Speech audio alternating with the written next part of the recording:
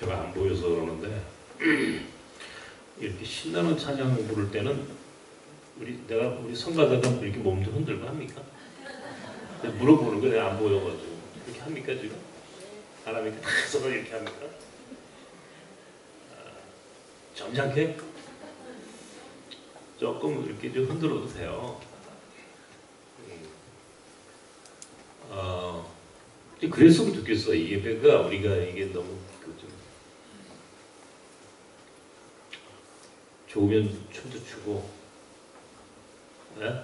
손도 흔들고 말이에요. 그래야지 하나님께서 바라보시면서 뭐 우리 소리만 들으시겠어요? 우리 몸 동작도 좀 보시고 그러시겠지. 자, 오늘 이 하나님이 쓰시는 조건, 하나님이 우리를 어떤 이유로 쓰시는가, 제가 왜 오늘 이 설교를 준비했느냐면, 우리가 이제 오늘 보니까 항존직도 권사집사도 피택을 했고, 꼭 어떤 그 직책을 맡았기 때문에, 뭐 선출이 됐기 때문에 하는 부분도 있지만, 우리 믿는 사람들이 이 세상에서 사실은 또 어떤 태도로 살아가야 하는가 하는 것도 결부되는 것 같아요. 어떤 사람들은 똑같이 예수를 믿는데 좀 다르게 믿는 사람들이 있어. 다르게 믿는 사람들이 있어. 똑같은 우리가 이제 저도 목사로서 벌써 아주 30년이 넘는 이제 긴 세월 동안 목회를 했고, 또 특별히 이 나그네를 섬기는 나섬의 목회만 벌써 26년을 해왔잖아요. 그런데 어떤 경우에는 이제 그런 뭐 이야기를 들어요. 나섬 공동체는 좀 특별하다, 다르다. 지난주에도 어느 신학대학교 학생들이 우리 나섬을 방문을 해가지고 나랑 좀 긴 시간 동안 이야기를 하면서 제가 그런 이야기를 했습니다만은, 우리 공동체는 사실 내가 가지고 있는 어떤 능력으로 하는 것이 아니고, 객관적으로 사실 나는 이미 이제 장애인이 됐고 할 수 있는 게 아무것도 없고, 그럼에도 불구하고 나는 우리 공동체에 대한 참 감사가 많아요. 그래서 그런 얘기를 했습니다. 이 작은 공동체 안에 학교가 둘이 있다. 몽골 학교는 말할 것도 없고, 아시아 청소년 학교가 있고, 이곳에 나섬 교회가 있고, 주일이면 외국인 6개 국가의 외국인 예배가 또 이곳에 있고, 그뿐 아니죠. 여기 사실은 뭐 어린이집도, 다문화 어린이집도 있고, 몽골 문화원도 있고, 또 동대문에도 뉴라이프 비전센터에서 아주 시니어들이 아주 왕성하게 또 선교를 하고 있고, 우리 작지만 우리는 또 전 세계에 역파송 선교사들을 파송해서 선교를 하고 있고, 막 그런 얘기를 막 했어요. 봐라, 나는 지금 눈도 보이지 않는 장애인이 됐단 말이에요. 그런데 학교도 하고 목회도 하고 선교도 하고 선교사도 파송하고, 앞으로 몽골에 우리가 통일을 준비하는 평화 캠프까지 조성을 하는 큰 프로젝트를 우리는 지금 하고 있다. 그러면서 제가 자랑을 했습니다. 그랬더니 우리 공동체를 방문한 친구들이, 와, 어떻게 그걸 하세요? 저한테 물어요. 그래서 혼자 이런 생각 하다가 정말 이걸 어떻게 했을까 하는 생각이 문득 들더군요. 사실 우리 모두가 다 하나님 앞에 쓰임받고 이 세상에서도 믿는 사람들로 성공적인 삶을 살고 싶은 것, 이건 뭐 말할 것도 없는 우리 모두의 사실은 바람입니다. 그죠? 여러분 모두가 다 하나님 앞에 크게 쓰임받고 싶고 또 이 세상에서도 우리가 믿는 사람들로서 성공적인 아주 의미 있고 멋진 인생을 살고 싶지 않았어요. 다 그런 생각을 갖고 있을 겁니다. 근데 어떤 사람은 그렇게 쓰임받고 어떤 사람은 멋진 인생을 사는데 왜 나는 그렇게 살지 못하지? 그런 의심을 여러분 한번 해볼 필요가 있어요. 스스로에 대해서 무릎을 가져볼 필요가 있다 이런 얘기예요. 사실은 성공적인 삶을 살기 위해서 하나님 앞에 또 크게 쓰임받기 위해서 나도 공부를 했고 또 누구에게도 지고 싶지 않아서 이기고 싶고 그렇게 그런 생각, 그런 바람, 그런 욕망으로 한때 젊은 시절을 이렇게 살아보기도 했습니다. 그런데요. 그래서 내가 많은 인간적인 그런 아주 조건을 소위 스펙을 잘 싸서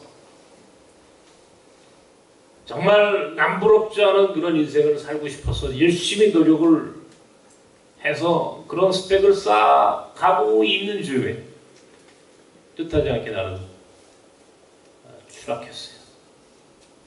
아무것도 할 수 없는 형편이 되었어요. 이게 참 괴로운 일이죠.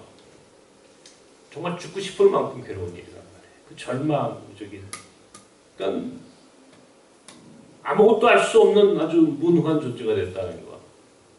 내가 가진 인간적인 모든 이 조건이라고 하는 것이 나를 아주 크게 절망하게 하고 좌절하게 했죠. 그래서 정말 죽음도 생각했고 방황도 했고 그런 시간들을 꽤나 오랫동안 보냈습니다. 그러다가 문득 정말 하나님이 우리를 쓰시는 조건이 뭘까? 하나님이 내가 정말 이 세상에서 아무것도 할 수 없는 이런 무능한 존재가 됐는데 내가 가진 것으로 하나님이 나를 쓰시는가? 하나님이 쓰시는 조건이 뭘까? 내 돈? 내 건강? 내 눈? 내 지식? 내 권력? 흔히 사람들이 이 세상에서 우리가 가진 것이 있잖아요. 그죠? 가진 것. 이거 갖고 하나님이 나를 쓰시는 건가? 하는 생각을 하게 됐어요. 그러다가 바울을 생각합니다. 바울을 생각하다가 문득 모세가 떠오르더라고요. 모세라는 사람과 바울이라는 사람이 아주 극명하게 대비되는 사람이에요. 먼저 모세를 보면은 모세는 일찍이 40년 동안 애굽에서 바로의 궁정에서 바로의 양자로서 높은 자리에서 권력이 있는 사람이었어요. 권력이 있는 사람. 소위 인간적으로 힘이 있는 사람이 힘. 이 힘이라고 하는 게 얼마나 이게 인간이 왜 우리가 돈을 벌고 왜 우리가 높은 자리에 올라가려고 합니까? 권력을 왜 가지려고 합니까? 힘을 소유하고 싶은 거죠. 영향력이라고 하는 게 도대체 뭐예요? 이 자본주의 시장에서는 지금 돈이죠. 돈 많으면 뭐 못하는 게 없죠. 안 되는 게 없죠. 또 그 돈을 또 더 많이 갖고 또 그 돈으로 또 권력을 얻을 수도 있어요.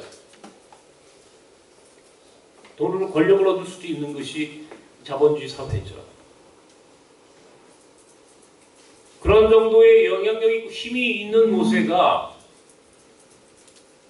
나이 80이 되어서 하나님이 부르십니다. 자, 궁전에 있을 때, 애굽의 궁전에 있을 때 부르는 것이 아니고 미디안 광야의 목동으로 힘을 다 잃어버릴 상태에서 하나님이 모세를 부르세요. 모세야, 모세야, 내가 이제 너를 쓸게.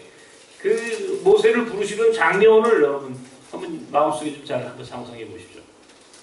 그때 모세가 하나님 부르실 때 모세가 하나님 앞에 뭐라고 이야기를 하냐면은, 아이 하나님, 내가 지금 나이 80이 된 노인이 됐는데 무슨 나를 부르십니까? 나는 이제 힘이 없습니다. 권력이 없습니다. 나는 건강도 허락하지 못해서 입이 뻣뻣해서 말도 못합니다. 이제 이렇게 무능하고 아무것도 가진 것 없고 아무런 능력 없는 저를 왜 하나님 부르십니까? 왜 쓰려고 하십니까? 변명하고 핑계를 대죠. 하나님 앞에 나는 못해요. 나는 못해요. 나는 할 수 없어요. 왜? 힘이 없으니까. 어떤 힘이요? 인간적으로 조건이 되지 않는다 이런 얘기예요. 이미 다 잃어버렸다 말이에요. 상실했어요. 나이도 건강도 권력도 없는 그런 인생이 되었는데 왜 나를 부르십니까? 나는 못해요.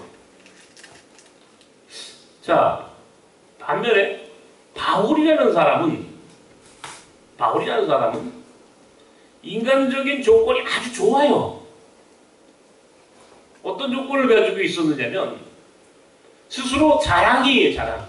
내가 어떤 사람인지 내가 굉장히 자랑할 것이 많단 말이에요. 유대인 중에 유대인이에요. 바리새인 중에 바리새인이었어요. 태어나기를 이스라엘의 12지파들 가운데 베냐민 지파예요. 베냐민 지파. 이 베냐민 지파라고 하는 말은 야곱이 가장 사랑했던 라헬이라고 하는 여인으로부터 태어난, 다시 말하면 이스라엘 12지파 가운데에 족보로 따지면 최고의 족보를 가지고 있다 이런 얘기예요. 자기가 스스로. 자부심이 대단한 거예요. 유대인 중에 유대인이에요. 가말리엘이라는 문화생에서 높은 그런 교육을 받은 지식인이었어요.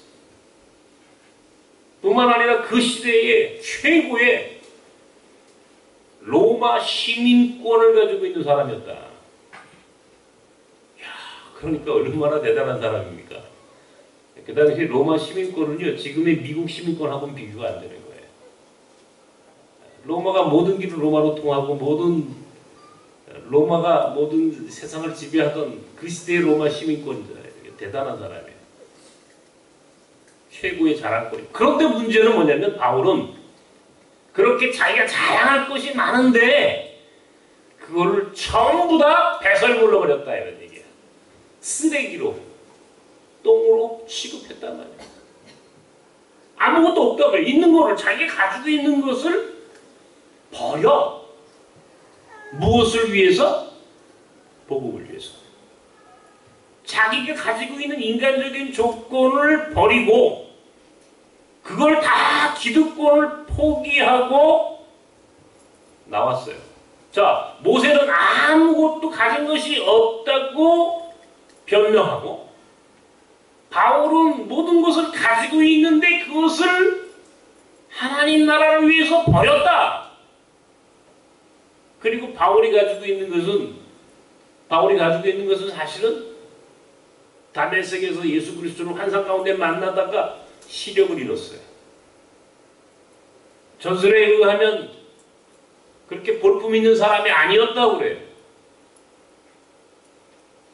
어쩌면 인간적으로 가장 자랑할 것은 버려버리고 가장 자랑할 수 없는 것들밖에 가진 것이 없는, 그러니까 모세와 바울이라고 하는 사람은 인간적으로 비슷한데 비슷하지 않고 결과적으로는 아무것도 없는 거야. 그런데 그들은 하나님의 사람들이죠. 모세는 이스라엘 민족의 지도자가 됐고 바울은 지난 2000년 인류 역사에서 가장 위대한 사람이 됐어요. 지난 1000년 동안 인류사에서 가장 위대한 1등은 지난 1000년 동안 몽골의 칭기스칸이라고 했는데 지난 2000년 동안 1000년이 아니라 2000년의 인류 역사를 더듬어 보면 바울이야, 바울. 왜? 바울 한 사람이 세상을 바꿨으니까. 바울이 전한 복음이 기독교라고 하는 이 어마어마한 이 인류 문명사의 가장 위대한 업적을 세웠던 기독교를 세계화시킨 사람은 바울이에요. 그러니까 바울이 1등이야. 지난 2000년 동안 1등은 이 바울이에요. 바울. 근데 그들 모두가 모세도 바울도 사실은 알고 보면 인간적인 조건으로 그들이 위대해진 게 아니더란 말이에요. 인간적인 조건을 가지고 있어서 하나님이 그들을 쓰신 게 아니더란 말이에요. 그들의 돈도 쓰신 것이 아니고 그들의 권력도 그들이 가지고 있는 지식도 아닌 그 어떤 무엇이 그들을 그렇게 위대하게 쓰임받을 수 있도록 만들었느냐라고 하는 사실만 우리가 깨닫고 그것을 내 삶에 적용할 수만 있다면 우리도 모세가 될 수 있고 우리도 바울이 될 수 있는 거야. 나도 모세가 될 수 있고 바울이 될 수가 있어. 보니까 내가 가지고 있는 인간적인 조건은 다 잃어버렸어요. 시력도 잃었고 인간적인 그런 그 내 모든 조건, 욕망의 조건들을 다 상실한 상태에서 남은 것은 내 장애와 열등감밖에 남은 게 없어요. 내 장애와 내 열등감, 내 연약함밖에 남은 것이 없는데 그것이 내가 가진 마지막 이제 정말 이 그라운드 제로에서 아니 완전히 밑바닥 지하 공간에서 추락한 이후에 내가 모세와 바울을 통해서 배운 거예요. 어라? 이들도 아무것도 없었네? 이 사람들도 보니까 권력도 없고 지식도 다 버렸다고 그랬고 그들이 가지고 자랑할 만한 것들을 다 배설물로 이겼으니까 아무것도 없는 거죠. 그러면 그 다음부터가 중요한 거예요. 그 다음부터 그들이 얻은 거 첫 번째 은혜야, 은혜. 우리가 쓰임받는 건요 내가 잘나서 쓰임받는 게 아니에요. 하나님의 일방적이고 절대적인 은혜의 부르심이 있어. 내가 의로워서 하나님이 나를 부르신 것이 아니고 내가 의롭지 못한 내가 허물 많은 죄인임에도 불구하고 그분이 나를 사랑하셨으므로 그분이 나를 부르셨다고 우리는 고백하는 거야. 우리는 은혜라고 불러. 내가 구원받은 것도 내 의로움이 아니고 하나님의 은혜로 내가 구원받을 수 있는 것처럼 우리가 하나님 앞에 쓰임받을 수 있는 건요 내 조건 때문이 아니에요. 여러분이 내 조건이 얼마나 대단해서 여러분을 부르셨다고 생각하십니까? 여러분을 부르신 조건이 여러분을 부르신 하나님이 여러분을 이 자리에 있게 하고 여러분을 항존직으로 있게 하고 여러분을 하나님의 사람으로 대접하는 이유가 내가 잘나서 내가 의로워서 내가 돈이 많고 권력이 있고 지식이 많아서 여러분이 천만에 아니죠. 뭐예요? 하나님의 일방적이고 절대적인 은혜예요. 은혜. 아무것도 아니야. 나에게 무엇을 달라고 주고받은 give and take가 아니야. 그냥 기부 주셨어. 일방적으로 주셨어. 묻지 않고 주신 거예요. 나를 부르신 이유는 바로 그거예요. 모세를 부른 이유는 그가 젊어서 권력이 있어서 그가 건강해서 바울을 쓰신 이유는 그가 로마 시민권자이기 때문에 그가 유대인 중에 유대인이기 때문에 아니에요. 묻지 않으시는 거야. 그거를 우리를 이 자리에 있게 하고 우리를 쓰시겠다는 것은 오직 은혜야. 은혜. 근데 이 은혜라고 하는 말을 너무 쉽게 잊어버려요. 내가 잘나서.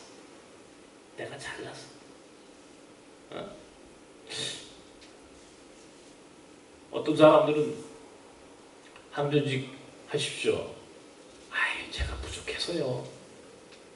제가 아직도 이 세상과 밀접하게 관계가 있는 사람이어서 끊지 못한 게 너무 많아서 아직도 제가 믿음이 없어서 신앙이 없어서 아니에요. 그것 때문에 부르신 거 아니라니까. 그거 보고 하나님이 다 계산해가지고 여러분을 부르셨다고 생각하시면 착각이에요. 그렇게 해서 만약에 부르심 받을 수 있다면 우리 가운데 부르심 받을 수 있는 사람은 단 한 명도 없어요. 의인은 없나니 한 사람도 없는 거야, 인생에. 의인은 단 한 명도 존재하지 않아. 다 죄인이야. 근데 우리는 또 막 죄요.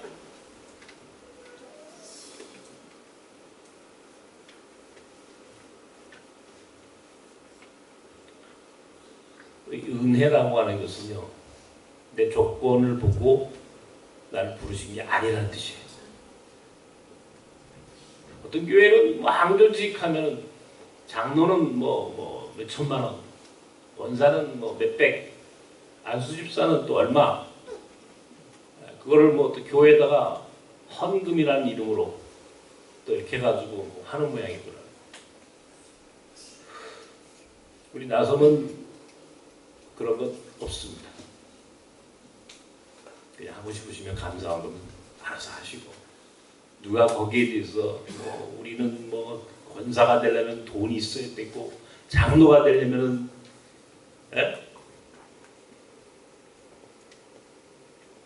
그래서 한국 교회 뭔가 우리 안에 어떤 그 고정관념이 있죠. 아유, 교회도 돈이 있어야 돼. 이런 고정관념이에요.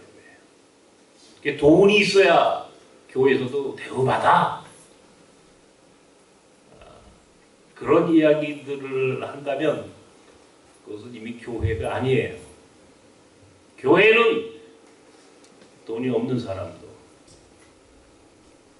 힘이 없는 사람도, 연약한 사람도 모두가 하나님 앞에서는, 그리스도 앞에서는 동등한 거예요. 동등한 거예요. 돈이 많아야 장로가 되고 권사가 되고 그런 생각은 우리 안에는 없습니다. 그런 거는 나섬에서는 통하지 않는다. 우리는 은혜로 부르심 받은 사람들이에요. 은혜로 우리가 이 자리에 있는 거지. 돈이 있어서 하나님이 여러분을 쓰시고 세상에 높은 사람이니까 여러분을 높이 올려 쓰시는 게 아니에요. 전혀 관계없다. 그렇기 때문에 두 번째는 하나님이 부르실 때에 가장 중요한 덕목은 순종이에요. 순종. 나는 아직 믿음이 없어서 못해요. 나는 아직 안 돼요. 이거는요, 겸손한 것 같은데 실은 알고 보면 그건 겸손이 아니에요. 순종과 겸손과 교만이라고 하는 개념은요, 아주 밀접한 관계를 갖고 있습니다. 순종함이라고 하는 것, 뭐라고 생각하십니까? 순종한다. 자, 우리 교인들한테 항전직으로 자발적으로 주도적으로 나오십시오 그랬어요. 겸손해서는 못 나가요. 아니에요. 겸손하면 순종하고 나오는 거야. 순종하고 나와야 되는 거야. 모세가 처음에는 하나님께 순종하지 않아요. 나는 못해요. 자꾸 변명합니다. 핑계거리를 대요. 그런데 결과적으로 하나님은 그의 변명과 그의 핑계를 바울은 바울은 자기가 가지고 있는 인간적인 조건을 갖고 하나님 앞에 나를 쓰십시오라고 한 게 아니에요. 그러지 않았어요. 그냥 쓰임받기를 하나님의 뜻이라면 그렇게 순종하는 거예요. 예수처럼 순종하는 거예요. 순종이 믿었기에 믿음이란 순종이에요. 순종이 제사 예배보다 낫다 그랬어요. 순종한다는 것이 굉장히 중요한 거예요. 난 우리 교인들이 적어도 여기까지 나섬까지 찾아오셨으면 그냥 오신 분들이 아니란 말이에요. 그냥 오신 게 아니에요. 여러분들 여기에. 그러면 하나님 앞에 내가 순종할 게 무엇인가, 무엇을 순종해야 할 것인가 라고 하는 것을 한번 찾아보실 필요가 있어요. 그리고 그 순종의 결과가 바로 성령의 능력이에요. 우리가 무엇으로 일하느냐? 사실은요, 하나님의 은혜의 부르심과 믿음으로 순종하는 것과 그리고 더하여 성령의 도우심이에요. 내가 하는 게 아니란 말이에요. 하나님이 예수 그리스도께서 우리와 함께 하시겠다고 약속하셨어요. 하나님이 아브라함을 부르셨을 때 내가 너와 함께 하겠어. 야곱을 부를 때 내가 너와 함께 하겠어. 요셉에게 내가 너와 함께 하겠어. 모세와 여호수아와 하나님의 사람들에게 내가 너와 함께 하겠어. 그리고 그가 하나님의 아들 예수 그리스도 이 땅에 보내실 때 그의 이름을 이름하여 임마누엘이라 하리라. 임마누엘이라는 것은 하나님이 우리와 함께 하신다. 예수께서 마지막 하나님 나라에 올라가시면서 뭐라고 그랬어요? 내가 너와 함께 하겠어. 올라가시면서 또 얘기하셨어요. 내 대신 성령을 보내겠어. 성령이 너희와 함께 할 거야. 사도행전 1장 8절에 보면은 성령이 너희에게 임하시면 너희가 권능을 얻고, 성령이 너희에게 임하시면 너희가 권능을 얻고, 그 권능으로 인하여 예루살렘과 온 유대와 사마리아와 땅끝까지 이르러 내 증인이 되리라. 성령이야, 성령. 그리고 그 성령은 내게 특별한 은혜를 주시는 거예요. 힘을 주시는 거예요. 용기를 주시는 거예요. 그러니까 성령 받은 사람들은 세상도 감당하지 못한다고 그랬어요. 세상도 감당할 수 없는 인생이 되버려. 무엇으로? 하나님 나라에 대한 열정으로, 하나님 나라에 대한 끊임없는 비전과 능력으로 충만해진단 말이에요. 하나님의 절대적인 부르심과 내 믿음으로 순종함과 더하여 성령이 주시는 열정과 비전으로 뭉치고 융합하면 세상에 못하는 게 어디 있겠냐고. 모세도 바울도 했는데 다 없습니다. 반드시 성공할 수밖에 없어. 반드시 하나님이 쓰시는 사람이 될 수밖에 없는 거예요. 은혜와 순종과 성령의 도우심, 열정이 뭉치면 바울처럼 지난 2000년 동안 1등이 되었던 바울 같은 인생이 될 수 있다, 이런 얘기예요. 나 같은 무능한 존재도 그것으로 오늘 나섬이 여기까지 올 수 있었는지도 모르겠구나, 내가 생각을 했다 이 말이에요. 아, 그렇지. 내가 한 것이 아니야. 내 능력으로 하고 싶었어. 내가 가진 인간적인 조건으로, 내 지식으로, 내 힘으로 잘난 척하면서 하고 싶었어. 그런데 그것 전부 다 쓰레기라고 하는 거야. 아무것도 아니라는 거예요. 그리고는 아무것도 없는 내게 바로 이것을 가르쳐주셨어. 하나님의 은혜를 가르쳐주셨고, 순종한다는 것을 가르쳐주셨고, 성령의 능력이 무엇인지를, 그리고 그것이 열정과 비전으로 내게 임하셨을 때 그것들로 인하여 하나님의 나라를 위하여 헌신하는 사람으로 쓰임받을 수 있게 되었다라고 나는 지금 고백하는 거예요. 나는 오늘 우리 나선 교인들이, 이 자리에 있는 여러분들이 적어도 적어도 우리가 고백해야 하는 것은 하나님이 나를 부르신 것은 내 능력, 내 조건을 보시고가 아니라 하나님이 일방적이고 절대적인 은혜입니다. 그러므로 나는 내가 부족하고 연약함에도 부르신 하나님의 은혜에 감격하여 순종하겠습니다.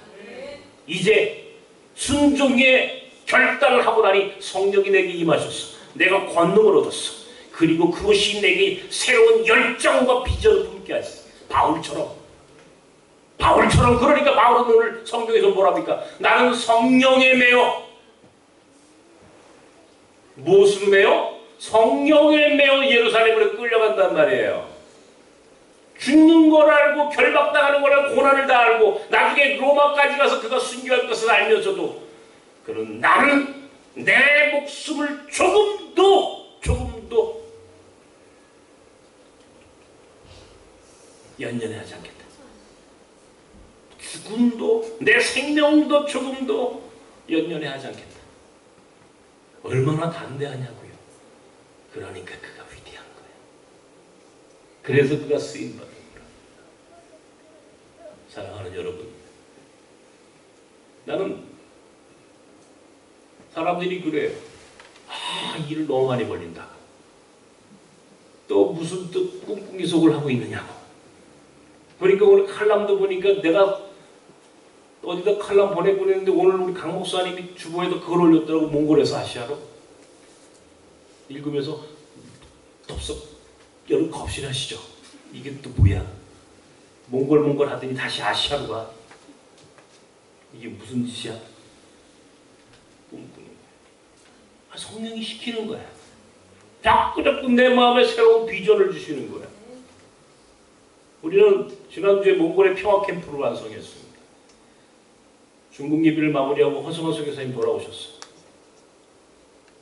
지난 20년 동안 우리 조국의 통일과 평화와 화해를 위해서 우리가 어떻게 쓰임받을 수 있을까를 꿈꾸며 함께 기도했던 일들이 이루어졌어요.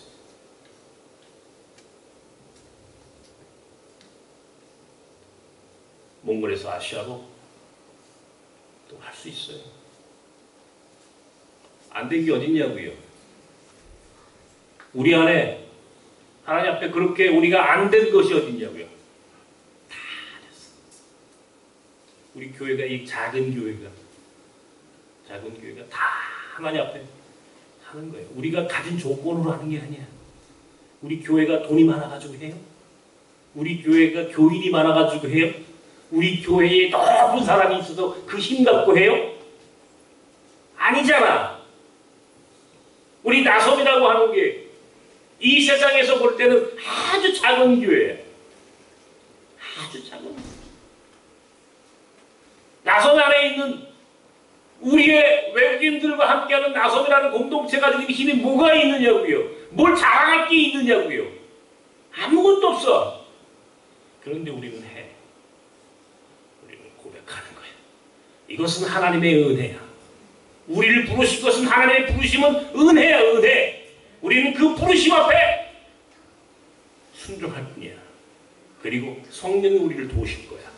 우리에겐 그런 열정이 있어. 그런 의지가 있어. 그런 비전과 꿈이 있어. 하나님의 은혜와 믿음의 순종과 성령의 열정이 함께 뭉치면 불가능이 없는 거예요. 항존직 되시는 분들이요. 핑계대거나 변명하지 않고 잘하셨어요.